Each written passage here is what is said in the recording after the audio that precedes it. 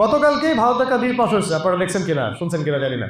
অনেকে সম্পত্তি ওয়াকফ করেন না আপনারা, মসজিদের জন্য, মাদ্রাসার জন্য। হ্যাঁ, অনেকে করেছে না? বাংলাদেশে এরকম কোটি কোটি হয়তো বিঘা জমি ওয়াকফই করা আছে মনে হয়। কোটি কোটি না হয়তো লাখ লাখ তো হবেই। এত এত বিঘা সম্পত্তি মানুষ ওয়াকফ করে দিয়েছে মসজিদের জন্য, মাদ্রাসার জন্য, এতিমখানার জন্য। এখন যদি মনে করেন, এক্সাম্পল দিচ্ছি, উদাহরণ, আমি ক্ষমতায় গেলাম বা আমরা ক্ষমতায় গেলাম, দিয়ে আপনাদেরকে বললাম যারা ওয়াকফ করছেন সব সম্পত্তি এটা রাষ্ট্র নিয়ে নিবে।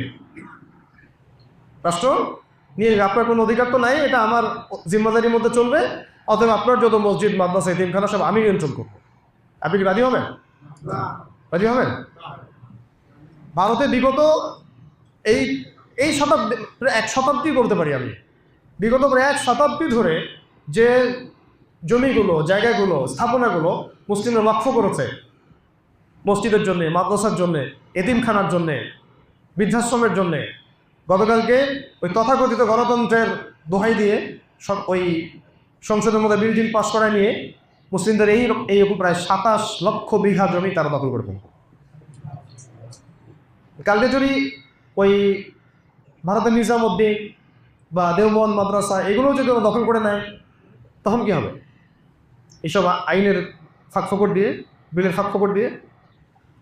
দেখেন, আমি বুঝাতে যাচ্ছি যে বিশ্বটা দিন দিন ইসলামের বিরুদ্ধে চলে যাচ্ছে। চতুর্দিক থেকে শত্রুরা আমাদেরকে আক্রমণ করতেছে। আগে তো সাংস্কৃতিক আক্রমণ ছিল, তারপর শিক্ষায় আক্রমণ আসলো, অর্থনীতির মধ্যে আক্রমণ আসলো, রাজনৈতিক আক্রমণ আসলো, এখন বৈশ্বিক আক্রমণ আসতেছে। এখন যদি আমরা ছোটোখাটো বিষয় নিয়ে আপোষে বিভক্ত হয়ে যাই, এই ফাত্তানদের চেয়ে বড় মনে হয় মোনাফেক বাংলার মাটি তার কেউ নেই। আমি একটা জায়গায় আপনাকে দৃষ্টি আকর্ষণ করতে যাচ্ছি যে আমরা এখন অস্তিত্ব সংকটে পড়তে যাচ্ছি দিন দিন। সামনের দিনগুলো অন্ধকার আর অন্ধকারের মতো ভয়ঙ্কর, কি হবে আল্লাহই ভালো জানে। তো প্রিয় ভাইরা, প্রথম কথা হচ্ছে যে আমাদেরকে এখন লা ইলাহা ইল্লাল্লাহ মুহাম্মাদুর রাসূলুল্লাহর ভিত্তিতে ঐক্যবদ্ধ হতে হবে, আগে প্রথম কথা। 2 নম্বর, আমাদের আপোষের ইখতিলাফ কমায় ফেলতে হবে। ফিকহি ইখতিলাফ যদি থেকেও থাকে, সেটা থাকা অবস্থাতেও আমাদের মধ্যে ঐক্য আনতে হবে। এবং একই সাথে ইসলাম বিরোধী যে শত্রুগুলা, তৎপরতাগুলা, আদর্শগুলা আমাদের চারপাশে আছে, এগুলো সম্পর্কে সচেতন হতে হবে। আর ঘুমায় থাকার সময় নেই আপনার। আর যদি ঘুমায় থাকে, এই ঘুমান ভাঙবে না কখনো, ওই অবস্থায় মরবেন। যদি এখনো ঘুমায় থাকেন, এই ঘুমাইতেই শেষ, ইন্তেকাল হয়ে যাবে। আল্লাহ মাফ করুন, হেফাজত করুন। এটা ভারতের অবস্থা, মানে আমার দেশের পাশের অবস্থা। রমজান মাসে তারাবির নামাজ যত অবস্থায় মসজিদের বাইরে হোলি খেলা হয়েছে ভারতে। একটু চিন্তা করেন যে আপনি নামাজ পড়তেছেন, তারাবির নামাজ পড়তেছেন, আর বাইরে হোলি খেলতেছে, ধুমধারাক্কা হোলির গান হচ্ছে, নাচ হচ্ছে, সাউন্ড বক্সে বাড়াচ্ছে। আমাদের ভাইরা রাস্তা দিয়ে হেঁটে গেলে জোর করে রং লাগাই দিচ্ছে। বোনরা হেঁটে গেলে, আপনার বোনকে যদি কেউ রাস্তায় জোর করে রং লাগাই দেয়, বাটিতে করে রং ঢেলে দেয় গায়ে, আপনার কেমন লাগে বলেন? আমরা মাকে লাগাই দিলে কেমন লাগে বলেন? আমারও তো মেয়ে আছে, আমারও তো মা আছে, আপনার তো স্ত্রী আছে, আমাদের নাই বলো? আমাদের স্ত্রী সন্তান মায়েরা যদি রাস্তায় বের হয়, গায়ের মধ্যে রং লাগায় দেয়। একজন তো প্রতিবাদ করছে, ওই মেয়েটাকে নগ্ন করে পিটাইছে। এগুলো উগ্রতা না? এগুলো সন্ত্রাসবাদ না? এগুলোর বিরুদ্ধে কথা বললে আমরা জঙ্গি হয়ে যাবো? এগুলোর বিরুদ্ধে কথা বললে আমরা হবো মৌলবাদী? এগুলোর বিরুদ্ধে আওয়াজ তুললে আমরা হবো সাম্প্রদায়িক? বাংলাদেশে কোনো হিন্দুর সাথে এমন আচরণ করা হয়েছে বলেন? আপনারা বলেন, সাক্ষী দেন। বাংলাদেশে কোনো খ্রিস্টানের সাথে এমন আচরণ করা হয়েছে?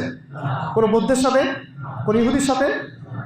আমাদের চেয়ে তো মানে আমাদের চেয়ে ভালো মুসলিম আমার তো মনে হয় বাংলাদেশ, সারা ওয়ার্ল্ডের খুব কম জায়গাতেই আছে।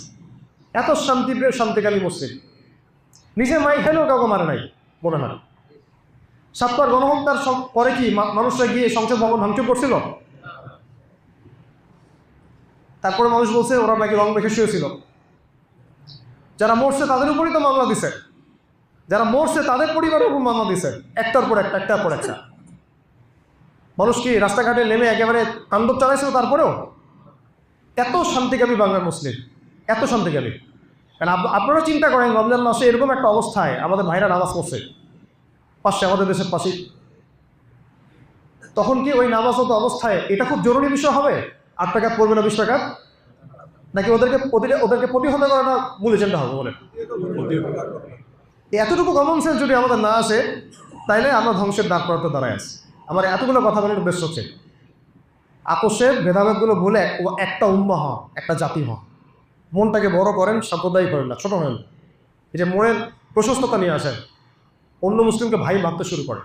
আকীদা যাদের সাথে মিল আছে তারা আমার ভাই, লা ইলাহা ইল্লাল্লাহ যার সাথে মিল আছে সে আমার ভাই, মুহাম্মদুর রাসূলুল্লাহ মিল আছে সে আমার ভাই। তেরা যারা নিষ্ঠা ক্যা লা ইলাহা ইল্লাল্লাহ, এইটাই মূল কথা। এর কথা হচ্ছে আগে আমাদেরকে সচেতন হতে হবে, আমাদের শত্রুদের ব্যাপারেও আমাদেরকে সচেতন হতে হবে। আপনারা কি মনে করছেন এটা শুধু ভারতের অবস্থা? কাশ্মীরের অবস্থাও সেই। ইন্টারনেট বন্ধ করে দিয়ে, ইলেকট্রিসিটি বন্ধ করে দিয়ে বিগত প্রায় 50 বছর থেকে ভাইদেরকে এভাবে মারা হচ্ছে, জুলুম করা হচ্ছে, বোন থেকে ধর্ষণ করা হচ্ছে। বলতে গেলে তো ঘন্টার পর ঘন্টা লাগবে এগুলো। চীনের অবস্থাও সেই, উইঘুর ভাইদেরকে এভাবেই নির্যাতন করা হচ্ছে। সিরিয়াতে যুগের পর যুগ বাশার আল আসাদ এই কাজ করছে। এরপর আল্লাহ পাকের রহমতে এখন আহলে সুন্নাহ ওয়াল জামাতের হাতে ক্ষমতা আসছে আলহামদুলিল্লাহ। আফগানিস্তানে এরকম প্রায় 40 বছর তারা এরকম জুলুম করার চেষ্টা করছে। পৃথিবীর সবচেয়ে বড় সুপার পাওয়ারদেরকে তারা নিয়ে আসছিল। সেখানে কি আমেরিকা শুধু একা আসছিল? আমেরিকার সাথে ব্রিটেন আসছে, ফ্রান্স আসছে, ইতালি আসছে, জার্মানি আসছে, সমস্ত ন্যাটো শক্তিরা আসছে। তারপরে আলহামদুলিল্লাহ আমাদের ছাত্র ভাইদেরকে তারা ঠেকাইতে পারেনি আলহামদুলিল্লাহ। ওদের হাতে মাইর খেয়ে এখান থেকে পালাইতে হচ্ছে। আমাকে বলেন, বাংলার মুসলিম জনগণকে এগুলোর জন্য প্রস্তুত? যেটা যেটা আগামীকাল হলে আপনি প্রস্তুতি গ্রহণ করবেন, সেটার জন্য আপনি আজকে কেন প্রস্তুতি গ্রহণ করবেন না? আমি একটা এক্সাম্পল দিচ্ছি। ওই হোলির ঘটনাটা, তারাবির নামাজত অবস্থায় মসজিদে হামলা, মসজিদ ভাঙচুরও করা হয়েছে। এবং বিগত প্রায় 10 বছরে এই মোদী গভর্নমেন্টের আন্ডারে অনেক অনেক মুসলিম স্থাপনা ভেঙে গুড়িয়ে দেওয়া হয়েছে। তার মধ্যে একটা বাবরি মসজিদ আছে না? তা আমাদের দেশে যদি এরকম হতো তাহলে আমরা কি প্রতিবাদ করতাম কি করতাম না? তাহলে আমাদের দেশের অভ্যন্তরের সমস্যা যেগুলো, যেমন কাদেরী মুভমেন্ট, তারপরে সুদী এনজিওদের তৎপরতা, তারপরে ধরুন যে হারামখোরদের হারাম বাণিজ্য, হারাম ফাইন্যান্স, জায়নিস্টদের চাপ, পশ্চিমাদের চাপ, তারপরে ভারতের আগ্রাসন, ওইদিকে পার্বত্য অঞ্চলে দেখবেন ওই কুকিচিং একটা ফ্রন্ট গঠন করছে। তারপরে আরও অনেকেই আমাদেরকে নিয়ে পলিটিক্স করতেছে বাংলাদেশটাকে নিয়ে, কারণ এটাকে উর্বর জায়গা। এটা নিয়ে আল্লাহ পাকে কোনো প্ল্যান আছে ইনশাআল্লাহ ভবিষ্যতে। বাংলাদেশ এমন একটা জায়গা, খেয়াল করে দেখেন, বিশ্বের মধ্যে 3য় সর্বোচ্চ মুসলিম প্রধান দেশ। বিশ্ব এটাকে নিয়ে আল্লাহ পাকে কোনো পরিকল্পনা আছে? এবং আমরা গাজওয়াতুল হিন্দ নামক শব্দও জানি, শব্দটা আমার জানা আছে, হাদিসের মধ্যে দলিলও আছে। আল্লাহ পাকের তো কোনো প্ল্যান অবশ্যই আছে। এখন হচ্ছে আমাদের অভ্যন্তরে এই যে পুরো সমস্যাগুলা, খেয়াল করে দেখেন, ইসকন ইস্যু আছে, এটাও মাথায় রাখার। ওই যে আমাদের আলিফ, অ্যাডভোকেট আলিফ, যাকে চট্টগ্রামের রাস্তার মধ্যে পিচাই কুপায় হত্যা করা হয়েছিল, মনে আছে? আমরা কি করে প্রতিবাদ করছি? আমরা কি তাদের স্থাপনা ভাঙচুর করছি? আমরা এরপরেও শান্তি শৃঙ্খলা স্থিতিশীলতার পরিচয় দিচ্ছি। এর কথা হচ্ছে যে একটা জিনিস যদি 10 বছর পরে হয় বলে আমরা বুঝতে পারি, জানতে পারি, কেন আমরা আগে থেকে এগুলোর ব্যাপারে প্রস্তুতি গ্রহণ করব? প্রস্তুতির প্রথম কাজটা কী হইতে পারে? কিসের ভিত্তিতে আমরা জয়লাভ করবো? মানে প্রস্তুতি মানে কি? এই পুরো বৈশ্বিক জিহাদে, বৈশ্বিক এই ব্যাটেলটাতে, এই কনফ্লিক্টে আমাদেরকে জিততে হবে। এই তো আমাদেরকে জিততে হবে, মুসলিমদেরকে জিততে হবে। এবং আমরা যেভাবে নবী সাল্লাল্লাহু আলাইহি ওয়াসাল্লামের যুগে শক্তিশালী ছিলাম, সাহাবীর যুগে শক্তিশালী ছিলাম, তাবেঈদের যুগে শক্তিশালী ছিলাম, বিগত প্রায় 1200 বছর আমরা ওয়ার্ল্ডকে শাসন করছি, ওই জায়গায় আমাদেরকে আবার যেতে হবে। এটা তো আমাদের মিশন। এখন উল্টা অবস্থা দেখছি যে না, সারা বিশ্ব মিলে আমাদেরকে চেপে ধরতেছে। তা আমরা যদি এই লড়াইটাকে এড়াই যেতে চাই, আপনি এড়াইতে পারবেন না। একটা অনিবার্য লড়াইয়ের দিকে তারা আপনাকে ছেড়ে দিবেই। কারণ যেহেতু আপনার শত্রু আপনাকে মারার জন্য প্ল্যান করে রাখছে, আপনি কয়দিন পালায় বাঁচবেন সেটা আমাকে বলেন। এটা হচ্ছে পয়েন্ট। ধরেন যে আপনি একা, আর এখানে 10 জন, চারপাশে 10টা শত্রু আছে। এখন 10টা শত্রু মিলে প্ল্যান করছে আপনাকে মারবে। আপনি কয়দিন ওদের মন জয় করে চলবেন? কয়দিন ওদের পা চেটে চলবেন? কয়দিন ওদের পায়ে সালাম করে চলবেন? কয়দিন নিজে পালায় চলবেন? একদিন না একদিন তো ধরবেই আপনাকে, না? কমন সেন্স কী বলে, ধরবে কি না? যেহেতু ওরা ডিটারমাইন্ড যে তারা আপনাকে গ্রাস করবে। এটা আমি নিজের মাথা থেকে বলতেছি না, নবী করিম সাল্লাল্লাহু আলাইহি ওয়াসাল্লাম হাদিসের মধ্যে স্পষ্ট বলছেন, এই এমন একটা জামানা আসবে তোমাদের সামনে, শত্রুরা ঐক্যবদ্ধ হয়ে তোমাদেরকে এমনভাবে হত্যা করা শুরু করবে, এমনভাবে নির্যাতন করা শুরু করবে, যেমন করে দস্তরখানায় মানুষ খাবার খেতে বসে, যেমন করে মানুষ দস্তরখানায়, ক্ষুধার্ত মানুষরা একটা দস্তরখানায় খাবার খেতে বসে, সবাই গোগ্রাসে খাবার খায় না? ক্ষুধার্ত 10টা মানুষকে বসায় দেন দস্তরখানে, দেখেন কি করেন। ওই দৃশ্যটাকে নবী সাল্লাল্লাহু আলাইহি ওয়াসাল্লাম তুলনা করছেন আমাদের হত্যার সাথে। এইভাবে তারা আমাদেরকে মারবে। সাহাবী প্রশ্ন করেছেন, ইয়া রাসূলুল্লাহ সাল্লাল্লাহু আলাইহি ওয়াসাল্লাম, আমরা কি তখন সংখ্যায় অল্প থাকবো? আমরা কি সংখ্যায় তখন অল্প হব যে তারা আমাদেরকে এইভাবে মারবে? নবীজি বলছেন, না, তোমরা তখন সংখ্যায় অল্প থাকবা না, বরং তোমরা থাকবা সংখ্যায় সমুদ্রের ফেনার মতো বেশি। সুবহানাল্লাহ মতো পড়লেন, তাহলে সমুদ্রের ফেনার মতো বেশি হলে মাইর খাবে কেন? ওইটাও হাদিসের মধ্যে আসছে। বলা হচ্ছে 2টা বিষয় তোমাদেরকে পেয়ে বসবে। কয়টা বিষয়? এই 2টা বিষয় তোমাদেরকে পেয়ে বসবে, এই কারণে তোমাদের অধঃপতন ধ্বংসটা হবে। তোমরা দুনিয়ার পূজায় লিপ্ত হয়ে যাবে। কিসের পূজা? এখন এই মুসলিম উম্মাহ বেশিরভাগ মানুষের একটাই ফিকির, আর দুনিয়া, আর দুনিয়া, আর দুনিয়া। কি খাবো, কি পরবো, কি খাওয়াবো বাচ্চাকে, কি পড়াবো, কি ব্যবসা করব, কি চাকরি করব, কি বাণিজ্য করব, এগুলো দুনিয়াবি কাজ হলেও পারতো নাজায়েজ না। নাজায়েজ কি? কিন্তু এগুলোতে ডুবে যাওয়া নাজায়েজ। এগুলোতে কি করা? ডুবে যাওয়া নাজায়েজ। এগুলো আমার প্রয়োজন, যতটুকু আমার দরকার আল্লাহ পাক করতে বলেছেন, ওইটা ইবাদত, ওইটাকে মূল উদ্দেশ্য করানো নাজায়েজ। আমার মূল উদ্দেশ্য পরকাল, ইসলাম, দ্বীন, ঈমান, তাওহীদ, রিসালাত, সুন্নাত, আখিরাত, জান্নাত, এটা আমার মূল।